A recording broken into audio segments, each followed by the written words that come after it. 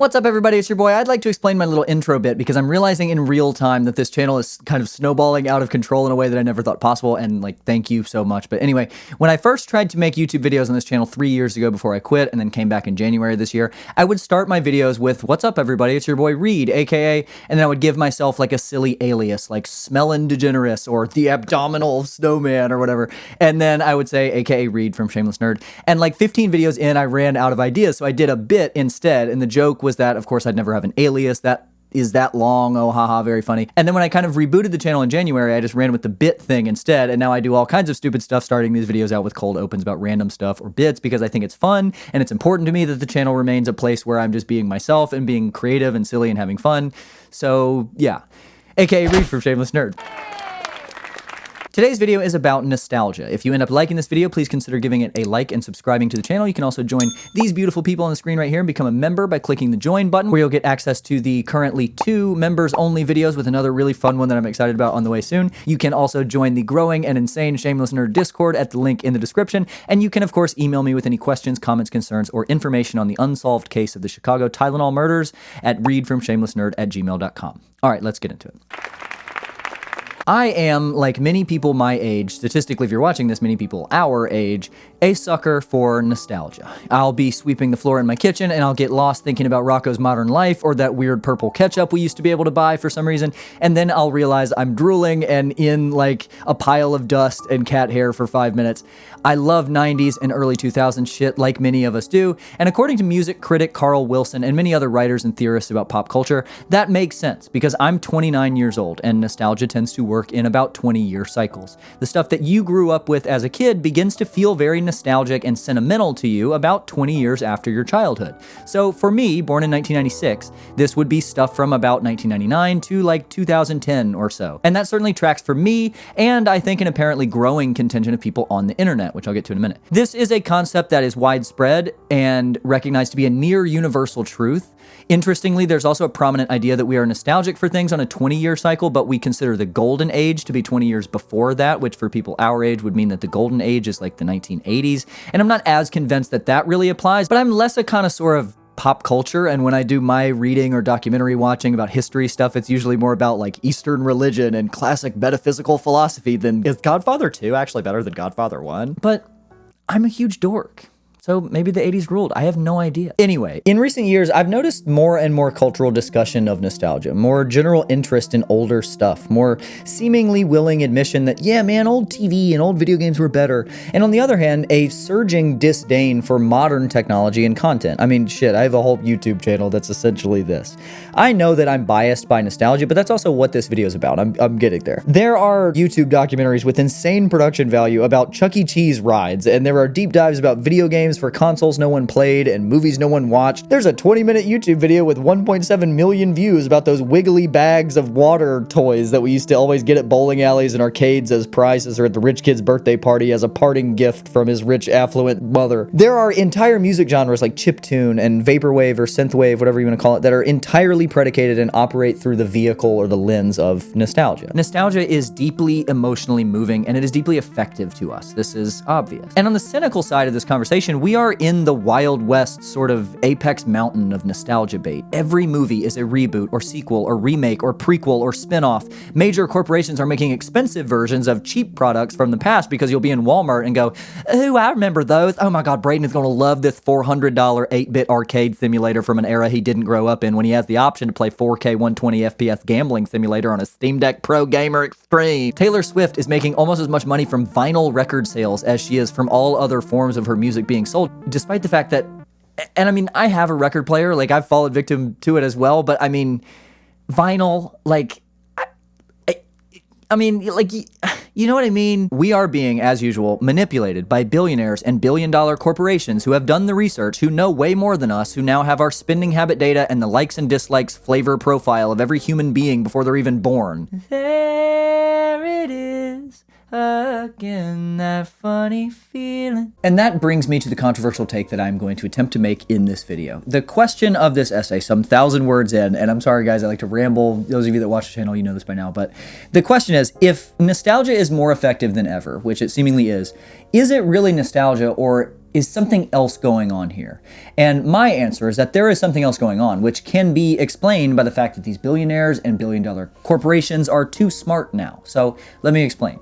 First of all, up front, I will readily fully admit that nostalgia is a rose-colored lens by definition, that the case I'm going to make is not comprehensive and some shit from the past sucked and was stupid. I played the absolute shit out of War of the Whiskers for the GameCube, for example, and that game sucked ass. I also readily admit that there are exceptions for the rule for the case that I'm going to make against modern stuff. There's a lot of modern stuff that I think is really cool. I think the Nintendo Switch is a fantastic console, for example. I think Game of Thrones, except for the last season, and we don't have to get into that right now, is the best TV show ever made. I kind of liked Lyle Lyle Crocodile. But, and you can probably see where this is headed, I am going to argue that the things from the 90s and early 2000s about which we are super nostalgic, more so than any generation before us, are actually kind of just awesome, and shit kind of sucks right now. And I actually have an explanation as to why. And it's not, oh, companies actually used to really care about consumers, and products were better because they weren't evil back then. Because that's not true, and they've always been evil. Have you ever heard of the radium girls? The girls who were taught to lip point the brushes they used in the factory they worked in, despite the fact that the companies totally knew that the radium-based paint they were using was dangerous, and their jaws fell off? The uber rich, the powerful, the corporations have been and always will be evil. It's not that the Keebler elves were making products, music, video games, and movies in the 90s and early 2000s. It's not like empty, soulless cash grab media wasn't around back then. Go watch Alvin and the Chipmunks The Squeakquel from 2008, which made $443 million. But I do believe that, exceptions aside, generally speaking, there is a stark contrast between the products and the movies and the video games and pop music that we used, played, and listened to in the 90s and 2000s, and the products, movies, video games, and pop music of the 2020s. And the difference is that in the 90s and 2000s, even at worst case scenario, even when a billionaire production company was bankrolling a movie designed to very deliberately be a cash grab nothing burger, they were taking their best guess. And now, that same production company knows for sure. In the 90s and early 2000s, there was absolutely market research and data analysis about what would be popular, what would sell, and what wouldn't. There were focus groups and survey data and analysis of previous successes and failures, but ultimately there was a human synthesis of this data and human errors and leaps of faith being made. In 2003, Heinz went, okay, we know that kids like wacky, zany colors. We know that kids like cartoons. What if we made a cartoon commercial advertising a purple ketchup? Kids would like that, right? Right? And everyone at Heinz was like, yeah, probably.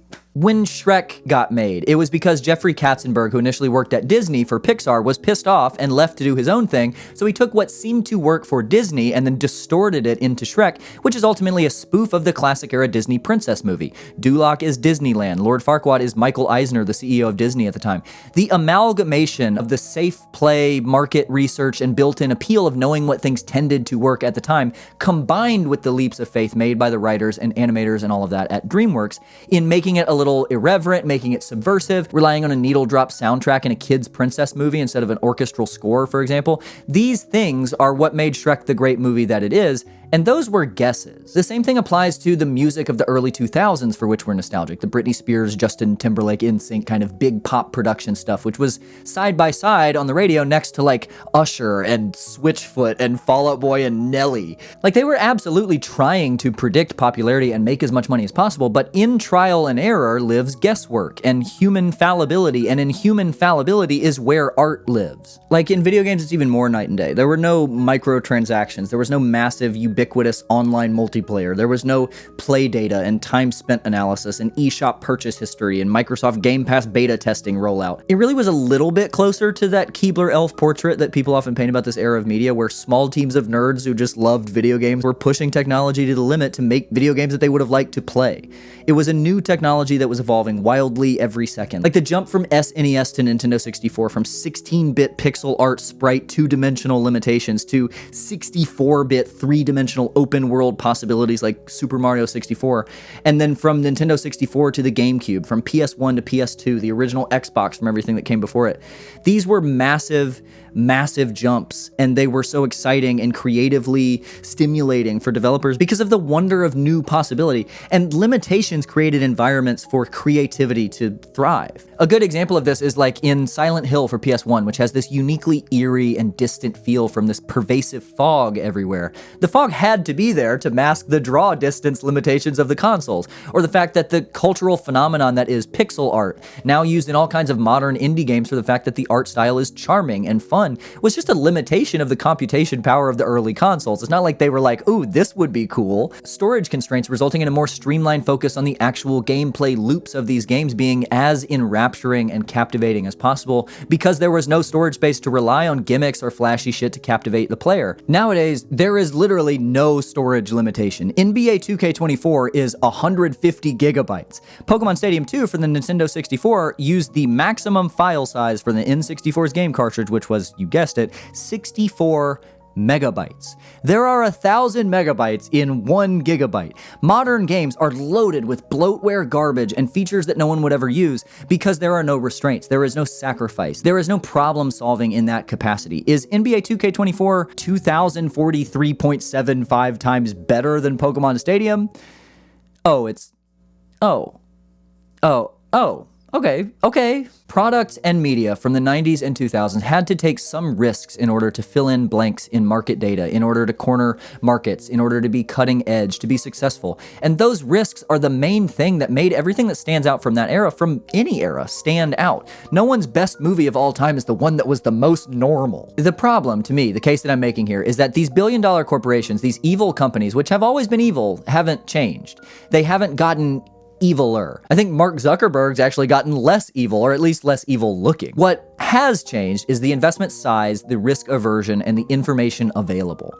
These companies pour too much into the products and media of today, too much money, too many resources to take very many risks. If Disney is investing $447 million into Star Wars The Force Awakens, for example, naturally they're going to take as few risks as possible. And the problem is that with modern technology and the benefit of an additional 30 years of data history, these corporations don't have to take those risks anymore. And whereas art used to have to split the gap, now it goes one of two ways. This is the most important part of my argument. This is what I'm most proud of. Okay, here we go. Society, culture, en masse is always going to move at the rate of the lowest common denominator. To be big, to be culturally relevant on a massive scale, you have to be average. You have to appeal to as many people as possible, or perhaps more importantly, you have to be as unappealing to as few people as possible. When corporations and companies have gotten as big as they have now, that's always going to be the mandate. And in a country, in America, of almost 350 million, or more broadly nowadays, in a society of an internet connected between 5 to 6 billion people,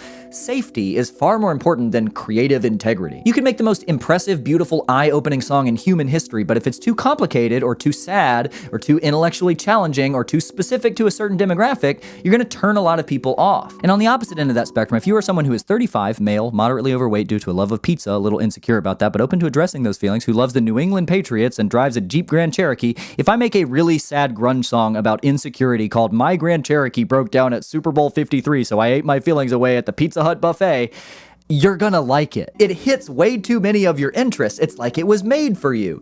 And it doesn't even have to be good. And nowadays, they've learned that. They have that information, and the production process has been streamlined for everything. And what has happened is that culture has split and decayed in two very different ways. Before the modern internet, which I would say is delineated by the widespread implementation of algorithmic curation in 2015 or so, and before movie and TV streaming, Netflix, for example, hit 50 million subscribers in 2014, and before music streaming, Spotify hit 50 million subscribers in 2017, so I think 2015 is a good year to sort of use as a line of demarcation for these reasons. Before these three things, big media, pop music, blockbuster movies, etc., operated on this law of averages, like I talked about earlier. How to appeal to the most people at once. Corporations and production companies knew a little about their audience. They had a little history about which 3D animated movies worked and which didn't, for example, or what movies did well at what time of the year and what area, etc. But largely, they were like, hey, we think this Christina Aguilera kid's really gonna appeal to a lot of people. And then they would try it and see. But ultimately, the zeitgeist was huge. Everyone listened to the radio. Everyone went to the movies. Everyone tuned in at the same time to see whatever TV show was on during prime time. The investments had to be big. The pressure was existent, absolutely. But there was a bit of a safety net in that these companies were spending more than they ever had, and as it turns out, more than they ever would. And there was a built-in level of success in that if you were the blockbuster movie, movie of the summer in 2005, you'd get seen because everyone went to the movies in the summer. And then you could also sell like 1 million DVDs, which is another thing. There was an ability to take some risks and a willingness to take some risk because experimentation could open doors that they were unaware of.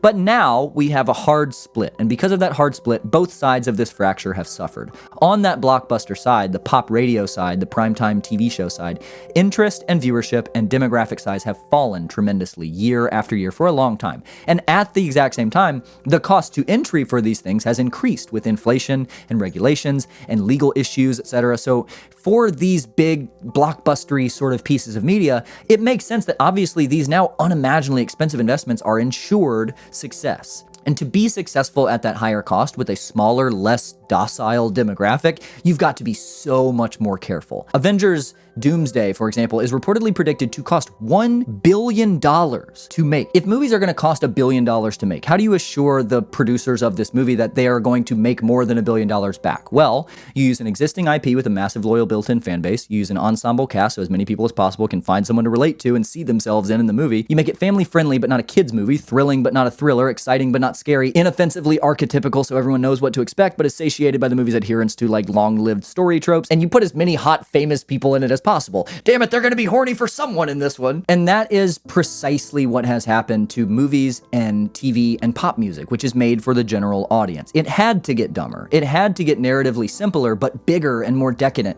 It had to get more crossover episode-y. Of course, the biggest pop music right now is country artists featuring rappers. It's the two biggest genres of music. Mass media has become the Jimmy Timmy Power Hour. And on the other side of things, we now have an entirely new avenue for content delivery, and that of course is streaming, which is, for all its faults, and I could do a whole video on just the faults of major streaming services, for all its faults, it's democratizing at minimum.